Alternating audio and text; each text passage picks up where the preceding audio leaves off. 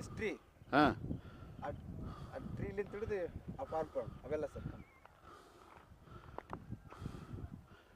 This ಆ tower this all Nagalapur seem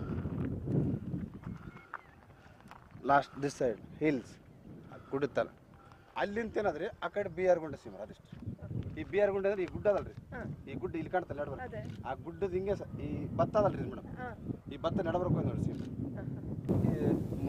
ಈ ಬೋಗರಾಮ್ ಗುಂಡ ಮತ್ತು ನಾಗಲಾಪುರ ಸೀಮೆ ಮಧ್ಯದಲ್ಲೇ ಹೋಗಿದೆ main canal distributor main canal ಹೋಗಿದೆ ಸ್ವಲ್ಪ ಯಾಕಂದ್ರೆ ಇದು ಕೆನಲ್ ಇರೋದು ನಾಗಲಾಪುರ ಸೀಮೆದಾಗ ಆದ್ರಿ Okay, the canal is in the Naglapur Seamers.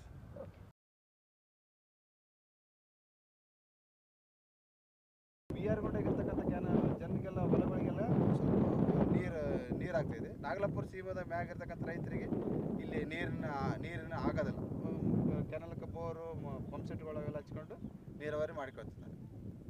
But ಅಲ್ಲಿ ಥರ ಇದೆ ನೋಡಿ ನಾಗಲಾಪುರ ಸೀಮ ಇದಿಷ್ಟು ನಾಗಲಾಪುರ ಸೀಮ ಒಣ ಡ್ರೈ ಇದೆ ಸರ್. ಆ ಡ್ರೈ ಲ್ಯಾಂಡ್ಲಿಂದ ಇದಿಷ್ಟು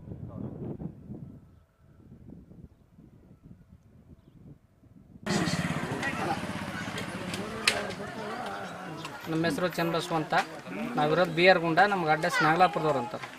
ಮೊದಲಿನ ಊರು ನಾಗಲಾಪುರ ಆಗಿರ್ಬೋದು ಯಜಮಾನ್ರದು. ನಮ್ಗೆ ಇರೋದು ಹೊಲ ಎಲ್ಲ ನಾಗಲಾಪುರದಲ್ಲಿ. ನಮ್ಮ ಯಜಮಾನಿಗೆ 32 ಎಕರೆ ರೀ ಜಮೀನು ಇದ್ದಿದ್ದು ಫಸ್ಟು. ನಾವು 4 ಮಂದಿ ಅಣ್ಣ ತಮ್ಮ. ಮೀನು ಕ್ಯಾನಲ್ ಬಂತು. ಮೀನು ಕ್ಯಾನಲ್ ಬಂದು 7 ಎಕರೆ ಮೀನು ಕ್ಯಾನಲ್ ಹೋಯ್ತು ನಮ್ಮದು. ಆಮೇಲೆ ಒಂದು ಡಿಸ್ಟ್ರಿಬ್ಯೂಟರ್ ಬಂತು, ಒಂದು ಲ್ಯಾಟ್ರಲ್ ಬಂತು. ಅದಕ್ಕೆ ಒಂದು 2 ಎಕರೆ ಹೋಯ್ತು. ಟೋಟಲ್ 9-10 ಎಕರೆ ಹೋಗ್ಯದ ಜಮೀನು. ಇವಾಗ ಉಳಿದದ್ದು 20 ಎಕರೆ ಜಮೀನು ಉಳಿದದು. 20 ಎಕರೆ ಜಮೀನ್ದಾಗ ಸರ್ವೆ ನಂಬರ್ಗಳು ನಾವು ಬೇರೆ ಬೇರೆನೇ ಇದಾವೆ. ಸರ್ವೆ ನಂಬರ್ ಒಂದ್ರಾಗ ಜಾಸ್ತಿ. ಸರ್ವೆ ನಂಬರ್ ಒಂದ್ರಾಗ ಒಂದು 8 ಎಕರೆ ಇತ್ತು. ಅದು ಇಲ್ಲಿ ಐತಿ ಸರ್ವೆ ನಂಬರ್ 1 ಇಲ್ಲಿ ಐತಿ ಅಂತ ಹೇಳಿ ನಾಗಲಾಪುರ ಸರ್ವೆ ನಂಬರ್ 1. 4 ಮಂದಿ ಅಣ್ಣ ತಮ್ಮ ಬೇರೆ ಬೇರೆ ಮಾಡ್ಕೊಂಡು ಮನುಷ್ಯಕ್ಕೆ 4 ಎಕರೆ ಮಾಡ್ಕೊಂಡಿದ್ದಾರೆ. ಯಾರ್ಯಾರು ಪಟ್ಟಿಗಳು ಬೇರೆ, ಅದಕ್ಕೆ ನೀರಿಲ್ಲ ರೀ, ದಿಬ್ಬ ಐತೆ ಅಂತೇಳಿ ಇಂಜಿನಿಯರ್ಗಳು ಅವ್ರು ಕೇಳಿದ್ರೆ ನೀರು ಬರಲ್ಲ ಅಂದ್ರಿ. ಕರೆಂಟ್ ಲೈನ್ ಎಳೆದು ಕೇಸಿ ಪಂಪ್ಸೆಟ್ ಮೋಟ್ರ್ ಕೂಡಿಸಿವ್ರಿ. ಮೀನು ಕೆನಲ್ಗೆ ಕೂಡಿಸಿವಿ, 3 ಮೋಟ್ರ್ ಕೂಡಿಸಿವಿ. ಸ್ವಲ್ಪ ಕರೆಂಟ್ ಪ್ರಾಬ್ಲಮ್ ಐತಿ. ಅದು ಯಾವಾಗ ಸಾಲ್ವ್ ಆಗ್ತದೆ ಅನ್ನೋದು ಗೊತ್ತಿಲ್ಲ ನಮಗೆ. ಎಲ್ಲ ರಾಜಕಾರಣಿಗಳು ಬಂದಾಗ ಹೇಳ್ತೀವಿ, ಹಂಗತ್ತಿಲ್ಲ ಯಾಕಂತ ಹಂಗೆ ಹೋಗ್ತಾರೆ. ನಾವು ಸ್ವಲ್ಪ ದೂರಲೆಸ್ ಲೈನ್ ತೊಗೊಂಡು ಈಗ ನಡೆಸಿವಿ ಜೀವನ. ಅಂದರೆ ಅದ್ರಾಗ ಶೇಂಗಾ, ಸಜ್ಜಿ, ಹತ್ತಿ ಹಾಕ್ತೀವಿ. ಈ ಕಡೆ ಕೆಲವು ಸರ್ವೆ ನಂಬರ್ 4ರಲ್ಲಿ 3 ಎಕರೆ ಐತೆ. ಅವು 3 ಒಂದೊಂದು ಎಕರೆ ಭತ್ತ ಮಾಡಿವಿ ನಾವು. 1 ಎಕರೆ ಮನೆಗೆ ಬೇಕಂತೇಳಿ ಭತ್ತ ಮಾಡಿ. ಇನ್ನು ಕೆಲವು ಆ ಕಡೆ ಅವ್ರು ನೀರಿಲ್ಲ, ಹೊರಡಿನೇ ಐತಿ. ಅಂದರೆ ಏನಾದ್ರಿ ಫಸ್ಟ್ ನಾವು ಬೆಳಿಬೇಕಾದ್ರೆ ನೀರಾವರಿ ಇಲ್ದಾಗ ಆರಾಮಿದ್ವಿ. ಯಾಕಂದ್ರೆ ಖರ್ಚು ಕಡಿಮೆ ಇತ್ತು. ಎಣ್ಣೆ ಗೊಬ್ಬರಗಳು ಇವೆಲ್ಲ ಆಗ್ತಿದ್ದಿಲ್ಲ. ಬೀಜನ ಮನೆ ಬೀಜ ತೊಗೊಂಡು ಬಿತ್ತಿದ್ವಿ. ಆವಾಗ ಸಜ್ಜಿ, ತೊಗರಿ, ಉಳ್ಳಿ ಅಂತ ಬರ್ತಿದ್ವಿ. ಉಳ್ಳಿ, ಹೆಸರು, ಮೆಟ್ಟಿಗೆ ಇವೆಲ್ಲ ರೈತರಿಗೆ ಉಪಯೋಗ ಆಗೋ ತಿನ್ನುವಂಥ ಮಾಲು ಬೆಳಿತಿದ್ವಿ ರೀ. ಶೇಂಗಾ ಹಾಕಿದ್ರೆ ಸ್ವಲ್ಪ 1-2 ಎಕರೆ 3 ಎಕರೆ ಹಾಕ್ತಿದ್ವಿ. ಉಳಿಕೆದೆಲ್ಲ ನಮ್ಮ ಜೀವನ ಪೂರ್ತಿ ಮಾಡ್ತಿದ್ವಿ. ಅವಾಗ ಖರ್ಚು ಕಡಿಮೆ ಇತ್ತು. ಅವಾಗೇನು ತ್ರಾಸ ಇದ್ದಿದ್ದಿಲ್ಲ ರೀ. ಇವಾಗ ಅಂಗಡಿಗೆ ಹೋಗಿ ಬೀಜ ತರಬೇಕು, ಬಿತ್ತಬೇಕಾದ್ರೆ ಅಂಗಡಿಯಾಗ ಬೀಜ ತರಬೇಕು, ಗೊಬ್ಬರ ಅಂಗಡಿಯಾಗ ತರಬೇಕು, ಆಳು ಹಚ್ಚಬೇಕು. ನೀರಾವರಿ ಮಾಡೋದಕ್ಕೆ ಖರ್ಚು ಜಾಸ್ತಿ ಆಗಿದೆ. ಯಾರಿಗೆ ಲಾಭ ಇಲ್ಲ ರೀ. ಖರ್ಚಂತೂ ಜಾಸ್ತಿ, ಲಾಭ ಅಂತೂ ಇಲ್ಲ ರೀ. ಈಗ ಸುಮ್ಮನೆ ನೀರಾವರಿ ಅನ್ನೋದು ಅಷ್ಟೇ ಐತದು. ಈಗ ನೀರಾವರಿ ಬಂದಾಗಲೇ ಕೆಲವ್ರು ಹೊಲಗಳು ಮಾರ್ಲಕತ್ತಾರ, ಕೆಲವ್ರು ಬೆಂಗಳೂರಿಗೆ ಹೋಗ್ಲಕತ್ತಾರ, ಇನ್ನೊಬ್ರು ಕೆಲವ್ರಿಗೆ ಲೀಜಿಗೆ ಹಾಕ್ಲಕತ್ತಾರ. ಮೊದಲಾದ್ರೆ ಏನಿಲ್ಲ ರೀ, 6 ಸಂಸಾರಗಳು ಅವ್ರು ಕರೆಕ್ಟೇ ಮಾಡ್ತಿದ್ರು. ಅವಾಗೇನು 10 ರೂಪಾಯಿ ಕೂಲಿ ಇತ್ತು ರೀ. ಅಷ್ಟಾಗ ಆರಾಮಿದ್ದೀವಿ. So the water from here which is supposed to go there, how it is going? ಹಿಂಗೆ ಸರ್ ಜಸ್ಟ್ ನ್ಯಾಚುರಲ್ ಹೋಗ್ತಾರೆ. ಅಲ್ಲ, ಈಗ ಕೆನಲ್ ಅಡ್ಡಕ್ಕೆ ಬಂದಿದೆ ಅಲ್ಲ, ಇದು ಹೇಗೆ ಹೋಗುತ್ತೆ? ಬುಡಕ್ಕೆ ಹೋಗ್ತಾರೆ. ಬುಡಕ್ಕೆ ಡ್ರಾಪ್ ಕೊಟ್ಟಿದ್ದಾರೆ. ಡ್ರಾಪ್ ಮೊದಲೇ ನಾವು ಅಲ್ಲಿಂದ ಬಂದಿವಲ್ರಿ, ಅಲ್ಲಿಂದ ಬರೋಕ್ಕಲ್ಲ ಇದು ಹಳ್ಳ ಅಲ್ಲಿಂದ ಹುಟ್ಟುತ್ತದೆ. ಅಲ್ಲಿಂದ ಹುಟ್ಟಿ ಸೀದಾ ಕೆಳಗಡೆ ಆ ಗುಡ್ಡಕ್ಕೆ ಹೋದ್ವಿ. ಆ ಗುಡ್ಡದ ಮೇಲೆ ಇರ್ತಕ್ಕಂಥ ನೋಡ್ಕೊಂಡು ನಂತರ ಕೆಳಗಡೆ ಬಂದ್ವಿ. ಕೆಳಗಡೆ ಬಂದ ನಂತರ ಈ ಹಳ್ಳ ಹಿಂಗ್ಲಿಂತ ಈ ಕೆರಲ್ ಕೆಳಗಡೆ ಹೋಗಿದೆ.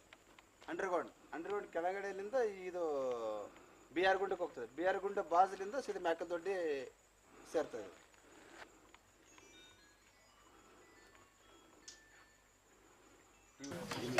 ಹಿಂದಿನ ವರ್ಷದಲ್ಲಿ ಅಂದರೆ ನೀರು ಬರಲಾರ್ದ ಮುಂಚೆಕ ನಾವು ಒಣ ಬೇಸಾಯ ಅಥವಾ ಬಾಯಿ ಮುಖಾಂತರ ನಾವು ಬೆಳೆಗಳನ್ನು ಬೆಳಿತಿದ್ದೀವಿ.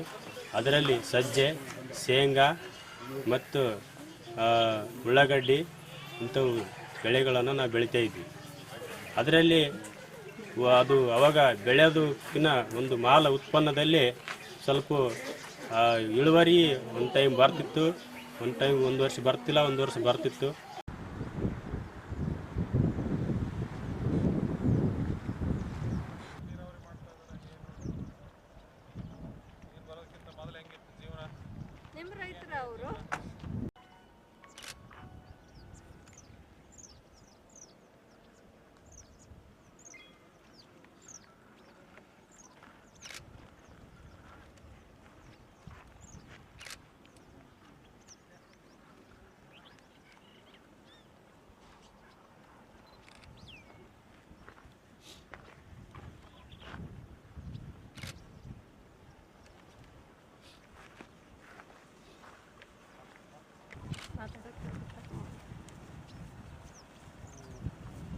ಒಂದು ನಿಮಿಷ ಮಾತಾಡ್ಬೇಕು. ನೀವು ಈ ಕಡೆ ತಿರುತ್ತಲ್ಲ, ಆ ಕಡೆ ತಿರುಗಿ ನಿಂದ್ರಿಸಿ. ಈ ಕಡೆ ಬರೋಕೆ ನಿಂದ್ರಿಸಲ್ರಿ, ಆ ಕಡೆ ನೀವು ಹೋಗ್ತಾ ನಿಂದ್ರಿಸಿ ತಾತ.